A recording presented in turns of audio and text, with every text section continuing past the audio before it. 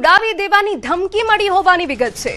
Bomb squad, dog સ્ક્વોડની ટીમો ઘટના સ્થળ પર પહોંચી છે અને સર્ચ ઓપરેશન શરૂ કરી દેવામાં આવ્યું છે।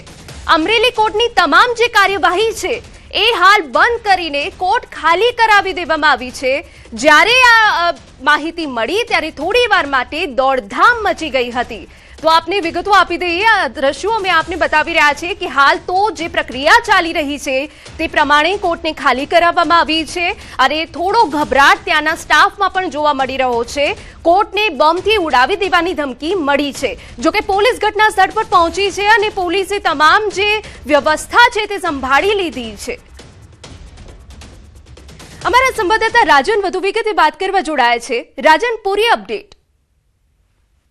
એના થોડા દિવસ પહેલા અમરેલીની પોસ્ટ ઓફિસ અને પાસપોર્ટ ઓફિસને બોમ્બથી ઉડાવી દેવાની ધમકી આપી હતી અને આજે વધુ એક વખત અમરેલી જિલ્લા કોર્ટને 14 RDX બોમ્બથી ઉડાવી દેવાનો ઈમેલ મળ્યો છે, જેના કારણે સમગ્ર કોર્ટમાં અફરાતફરી મચી ગઈ હતી।